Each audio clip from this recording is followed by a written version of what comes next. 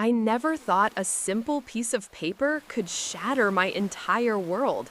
But as I stood there in my doorway, staring at those 5 words scrawled in desperate handwriting, I felt something cold creep up my spine. Be careful with him. The mailman was already walking away, his usual cheerful whistle echoing down the street. Just moments before, he'd handed me what I thought was another piece of junk mail. But this wasn't addressed to anyone. No stamp, no return address, just those words that seemed to burn into my retinas. My hands were trembling as I turned the note over, searching for any clue about who had written it or what it meant. The handwriting was shaky, almost frantic, as if someone had written it in a hurry or under extreme stress. The paper felt cheap, like it had been torn from a notebook. Be careful with him. But who was him, and why was someone warning me? I looked up and down the street, but everything seemed normal. Mrs. Peterson was watering her garden, the Johnson kids were playing hopscotch on the sidewalk, and Mr. Martinez was washing his car. The same peaceful suburban scene I'd grown to love over the past 3 years, since moving here with my husband, David. David? My heart skipped a beat as his name crossed my mind. Could this warning be about him? But that was ridiculous. David was the gentlest soul I'd ever known. He wouldn't hurt a fly, let alone give someone reason to warn me about him. I folded the note and slipped it into my pocket, trying to shake off the unease that had settled over me like a heavy blanket. It was probably just a prank from some neighborhood kids, or maybe it was meant for someone else entirely. The mailman could have made a mistake. But as I closed the front door behind me, I couldn't ignore the way my heart was racing. Something about that note felt too urgent, too desperate to be a joke. The handwriting spoke of genuine fear. That evening, I tried to act normal as David and I sat down for dinner. He'd made my favorite pasta, the one with the creamy mushroom sauce that always made me feel loved and cared for. But tonight, every gesture seemed amplified. Every smile scrutinized through the lens of that mysterious warning. "You seem distracted tonight, honey," David said, reaching across the table to touch my hand. His touch, usually so comforting, made me flinch slightly. "Everything okay?" I forced a smile, hating myself for the doubt that was creeping in. "Just a long day at work." "You know how the new project has been stressing me out?" David nodded understandingly, but I caught something in his eyes, a flicker of something I couldn't quite identify. Concern? Or was it something else entirely? I was probably imagining things, letting paranoia cloud my judgment. "Maybe we should take a weekend trip," he suggested, his voice gentle and caring as always. "Get away from all the stress. Remember that little cabin we talked about renting up in the mountains?" The offer should have excited me. We'd been talking about that trip for months. But instead, I felt a chill run down my spine. Getting away, isolated in the mountains with just the 2 of us? Why did that suddenly sound terrifying instead of romantic? I excused myself early, claiming exhaustion, and went upstairs to our bedroom. As I prepared for bed, I kept replaying every interaction I'd had with David over the past few months, searching for signs I might have missed. Had there been warning signals I'd been too blind to see? In the bathroom mirror, I looked at my reflection and barely recognized the woman staring back. When had I become so paranoid? This wasn't like me. I was rational, logical. I didn't jump to conclusions or let fear control my thoughts. But as I brushed my teeth, I couldn't stop thinking about the desperation in that handwriting. Someone had been scared enough to write that note, scared enough to risk getting it to me somehow. The question that haunted me as I lay in bed, listening to David's steady breathing beside me, was simple yet terrifying. What if the warning was real? The next morning, I decided to investigate. If someone was trying to warn me about David, there had to be a reason. I started small, going through our shared computer while he was at work, feeling like a terrible wife with every click. David's browser history was mundane. Work emails, news articles, sports scores. Nothing unusual. His documents folder contained the expected files: tax returns, work presentations, our vacation photos. Everything seemed perfectly normal, which only made me feel more foolish about my suspicions. But then I remembered something. 3 months ago, David had started coming home later from work. He'd explained it was due to a new project requiring overtime, and I'd accepted it without question. Now, I found myself wondering if there was more to those late nights. I called his office during lunch, casually asking his secretary if David was available. "Oh, I'm sorry," she said cheerfully. "Mr. Thompson left early today for a dentist appointment. Didn't he tell you?" My blood turned to ice. David hadn't mentioned any dentist appointment. In fact, he'd specifically told me this morning that he'd be working late again tonight and not to wait up for dinner. I hung up the phone with shaking hands. Where was my husband right now, if not at work? And why had he lied to me? The rational part of my mind tried to find innocent explanations. Maybe he was planning a surprise for me. Maybe he really did have a dentist appointment and forgot to mention it. But the note in my pocket seemed to whisper warnings with every heartbeat. That afternoon, I did something I never thought I'd do. I followed my own husband. I parked across the street from his office building and waited. Sure enough, at 3:30 p.m., David emerged from the building. But instead of heading to a dentist's office, he got into his car and drove to the other side of town, to a neighborhood I didn't recognize. I followed at a distance, my hands gripping the steering wheel so tightly my knuckles were white. David pulled into the driveway of a small, run-down house with peeling paint and overgrown grass, a house I'd never seen before. My heart pounded as I watched him use a key to unlock the front door and disappear inside. A key. He had a key to this place. Who lives there? What was David doing in this house? And most importantly, what was he hiding from me that someone felt compelled to warn me about it? I sat in my car for what felt like hours, staring at that house and trying to make sense of what I was seeing. Every possible explanation ran through my mind, each one more disturbing than the last. Was David having an affair? Was he involved in something illegal? The questions multiplied like a virus, infecting every memory I had of our life together. Just as I was about to get out of the car and confront him, the front door opened. But it wasn't just David who emerged. There was someone with him, a woman I'd never seen before. She was young, maybe in her early 20s, with long brown hair and a nervous disposition.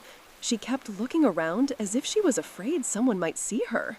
David put his arm around her shoulders in a protective gesture, and I felt my heart shatter into 1,000 pieces. My husband, the man I'd trusted with my life, my future, my dreams, was cheating on me. But as I watched them more closely, something didn't feel right. The woman wasn't acting like someone having an affair. She seemed scared, vulnerable, and David's body language wasn't romantic. It was more like he was taking care of someone who needed help. They talked for a few minutes on the porch, and I could see the woman was crying. David handed her something. It looked like money or an envelope. Then he hugged her, not passionately, but the way you might hug a sister or a daughter who was in trouble. The woman went back inside, and David walked to his car. I ducked down as he drove past, my mind racing with new questions. If this wasn't an affair, what was it? Who was this woman? And why was David taking care of her in secret? That night, David came home at his usual late hour, acting completely normal. He kissed me hello, asked about my day, and settled in to watch our evening show together. But I couldn't focus on anything except the lies, the careful construction of his double life that I was only now beginning to see. "David," I said during a commercial break, trying to keep my voice casual, "do you ever think about having children?" The question seemed to come out of nowhere, even to me, but I needed to understand something about the man sitting next to me. His face went pale, and for just a moment, I saw something flash in his eyes, panic, maybe even fear. "Why do you ask?" he said, his voice carefully controlled. I've been thinking about it lately, about our future together." He was quiet for a long moment, staring at the muted television screen. "Some things are more complicated than they seem," he finally said, and I felt that familiar chill creep up my spine. The next day, I couldn't concentrate on anything. The note felt like it was burning a hole in my pocket, and every interaction with David felt like a performance we were both putting on. I decided I had to know the truth, no matter how much it might hurt. I returned to the mysterious house, but this time I was determined to get answers. I waited until I saw David's car leave, then I walked up to the front door and knocked. The young woman I'd seen the day before answered, and when she saw me, her face went white with terror. "Oh God," she whispered, "you're not supposed to be here." "I'm David's wife," I said, trying to keep my voice calm and non-threatening. "I think we need to talk." She looked around frantically, as if expecting David to materialize out of thin air. "He's going to be so angry. You don't understand. He told me never to answer the door when he's not here." "Why?" I asked, stepping closer. "What is David hiding? And who are you?" The woman, she couldn't have been more than 22, started crying. "My name is Sarah," she said through her tears, "and David is my brother." Brother? The word hit me like a physical blow. In all our years together, David had never mentioned having a sister. He'd told me his parents died when he was young, and that he had no other family. It was one of the things that had initially drawn us together. We were both alone in the world. "That's impossible," I said. "David doesn't have any siblings." Sarah's tears fell harder. "He doesn't talk about me," she said. "He can't, because of what I did." She invited me inside, and what I saw made my heart break all over again. The house was sparse but clean, with just the basics: a couch, a small TV, some books. But what caught my attention were the pill bottles on the kitchen counter and the medical equipment in the corner. "I've been sick," Sarah explained, noticing my stare. "Really sick. And I don't have insurance, and I can't work.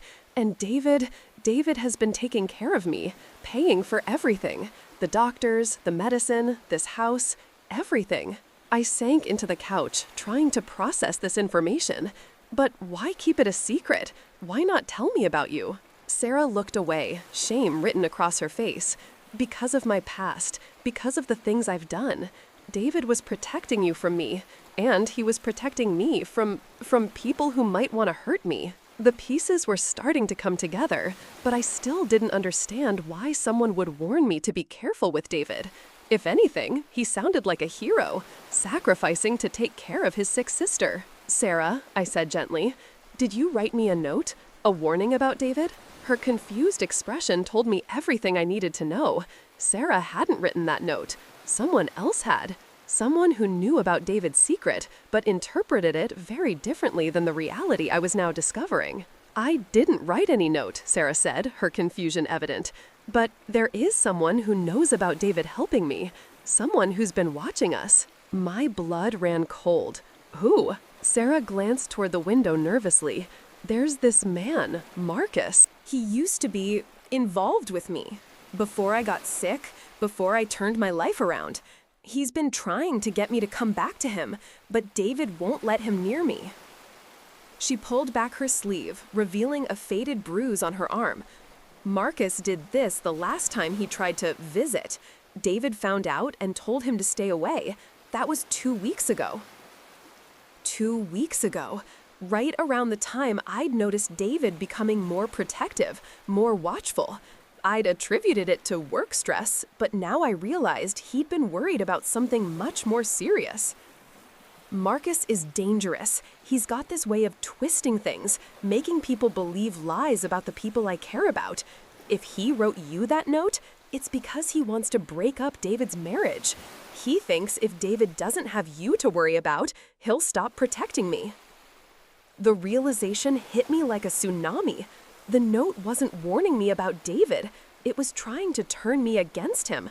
Someone was deliberately trying to destroy my marriage and isolate the man who was courageously protecting his vulnerable sister.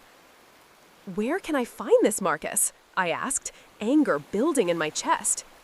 "No," said firmly, "you don't understand how dangerous he is. David made me promise to call him if Marcus ever showed up again. We can't handle this alone." Just then, we heard a car in the driveway. Sarah's face went pale with panic. "David's back early. He's going to be so upset that you're here." The front door opened, and David stepped inside. When he saw me sitting on his sister's couch, his face went through a series of emotions: surprise, fear, and finally, resignation. "I can explain," he said quietly. "You don't need to explain anything to me," I said, standing up, "but you do need to explain why you've been lying to me for months about having a sister who needs your help." David's shoulders sagged as if a great weight had been pressing down on him. "Because I was afraid you'd leave me if you knew the truth about my family, about the complications that come with loving me." For the first time since receiving that note, I felt the fog of confusion and fear begin to clear. My husband wasn't a dangerous man I needed to be careful of. He was a man carrying an enormous burden alone because he was afraid of losing the person he loved most. "David," I said, my voice breaking with emotion, "do you really think so little of me that you believed I'd abandon you for taking care of your sick sister?"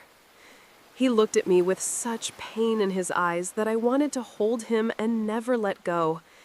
"It's not that simple, Emma. Sarah's past. It's complicated. There are people who would hurt you just to get to her, and through her, to me." Sarah stood up shakily. "David, she needs to know about Marcus. He's the one trying to turn her against you. I think he wrote her that note." David's expression darkened immediately. "Marcus contacted you?" His voice was sharp with protective anger. "Emma, did anyone approach you? Did anyone try to talk to you about me?" I pulled the note from my pocket and handed it to him. As he read it, I watched his jaw clench with barely controlled fury. "This handwriting? It's not Marcus's, but I know who this is from." He pulled out his phone and showed me a series of text messages from an unknown number. Threats against Sarah, demands that David stop interfering, and promises to make him pay for keeping Sarah away from her family. "Marcus has been escalating," David explained. "Sarah used to be involved with some very bad people before she got sick. Drug dealers, criminals, they see her as property, and they see me as an obstacle." The full picture was finally becoming clear. My husband had been living a double life, not because he was doing anything wrong, but because he was protecting everyone he loved from dangerous people who would stop at nothing to reclaim their hold over Sarah. "The late nights at work," I said, understanding flooding through me. "You weren't really working late." I was meeting with lawyers, private investigators, trying to find legal ways to keep Sarah safe. I was also making sure these people couldn't trace her back to you, to our home, to our life together. Sarah was crying again. "This is all my fault. David, you should have just let me go. You shouldn't have risked your marriage for me." "Don't you dare say that," David said fiercely. "You're my sister, your family. And Emma," he turned to me with such love and desperation in his eyes, "I'm sorry I lied to you. I'm sorry I made you doubt me.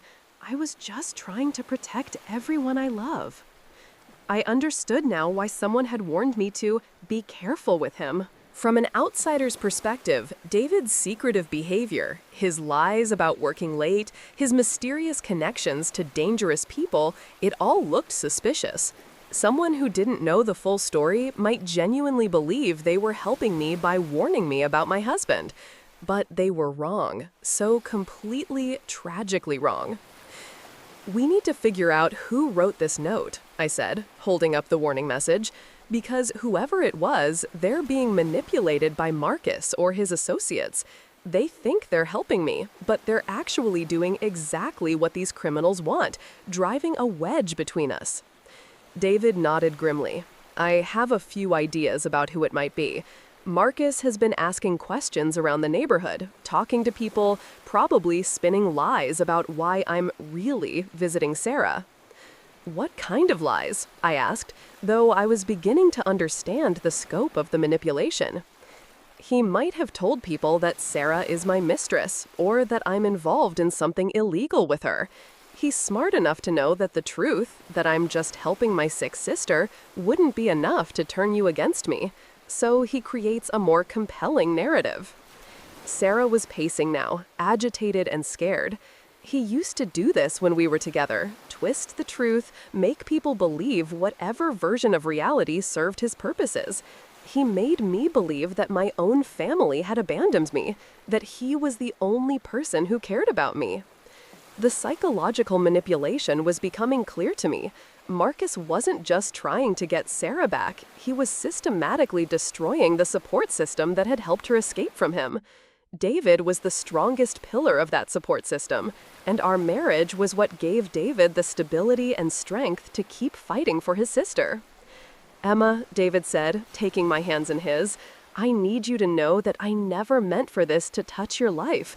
I thought I could handle it all on my own, keep it separate from us. But I was wrong, and I'm sorry." "David, you don't need to apologize for protecting your family," I said firmly. "But you do need to let me help you. We're married. Your battles are my battles. Your family is my family." For the first time in weeks, I saw hope flicker in his eyes. Does this mean, are we going to be okay? I pulled him close, feeling the tension and fear that had been building since I received that note finally begin to dissolve. "We're going to be more than okay. But first, we need to deal with Marcus and whoever he's convinced to help him. The mailman." The thought hit me suddenly.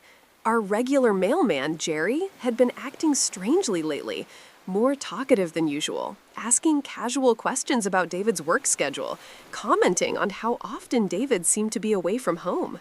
"I think I know who wrote the note," I said slowly, "and I think I know how we can turn this situation around."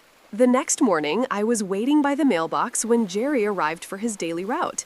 He looked surprised to see me there, and I noticed the way his eyes darted nervously when he saw me. "Morning, Jerry," I said casually. "Beautiful day, isn't it?" "Oh, yes, Mrs. Thompson. Lovely weather." He handed me the mail, but I could see his hands were shaking slightly. "Jerry, I want to thank you for looking out for me," I said, watching his reaction carefully. "The note you gave me yesterday really opened my eyes." His face went white, and he started to stammer a denial, but I held up my hand. "It's okay. I know you were trying to help. Someone convinced you that my husband was dangerous, didn't they?" Jerry looked around nervously, as if afraid someone might be listening. "Mrs. Thompson, there was this man who approached me last week. He said he was your cousin, that he was worried about you. He showed me pictures of your husband going to that house, said he was cheating on you, or worse." "What did this man look like?" I asked, though I already knew the answer. "Tall, dark hair, kind of scary looking. He said his name was Mark, and that he'd been trying to warn you without causing a scene. He asked me to deliver that note, said it was the only way to help you see the truth." Marcus. Using a fake name, fake relationship to me, fake concern for my well-being. He'd manipulated a well-meaning mailman into becoming an unwitting accomplice in his scheme to destroy my marriage. "Jerry," I said gently, "that man lied to you. He's not my cousin, and he's not trying to help me. He's actually trying to hurt my family. My husband isn't cheating on me. He's been taking care of his sick sister in secret because he's afraid of people like this Mark character." Jerry's face crumpled with guilt and confusion. "Oh God, Mrs. Thompson, I'm so sorry. I thought I was helping. He seemed so concerned about you, so worried." "You were trying to do the right thing," I assured him. "But now I need your help to fix this situation. This man is dangerous, and he's been stalking my family. Would you be willing to help us catch him?" That afternoon, we set our trap. Jerry would deliver another note to Marcus, this time one that David and I had crafted together. The note would say that his plan was working, that I was starting to doubt David and considering leaving him. We asked Jerry to suggest a meeting place where Marcus could accidentally encounter me while I was alone and vulnerable. The meeting place we chose was a coffee shop downtown, but what Marcus wouldn't know was that David would be there too, along with the private investigator David had been working with and a police detective who specialized in stalking cases. As I sat in that coffee shop, wearing a wire and trying to look like a confused, frightened wife questioning her marriage, I thought about how close Marcus had come to succeeding. If I hadn't been brave enough to investigate, if I hadn't talked to Sarah, if I hadn't trusted my husband enough to give him a chance to explain, Marcus might have destroyed everything David and I had built together. But instead, his manipulation was about to backfire spectacularly. Marcus walked into the coffee shop exactly when Jerry had told him I'd be there. He was everything Sarah had described, tall, intimidating, with eyes that seemed to calculate every person and situation for potential advantage. He approached my table with a concerned expression that might have been convincing, if I didn't know what he really was. "Excuse me," he said, his voice smooth and practiced. "Aren't you Emma Thompson? I think we have a mutual friend." I looked up with what I hoped was the right mixture of confusion and vulnerability. "I'm sorry, do I know you?" "My name is Mark," he lied easily. "I'm a friend of your husband's sister. I've been worried about you." The wire I wore captured every word as Marcus began his carefully crafted manipulation.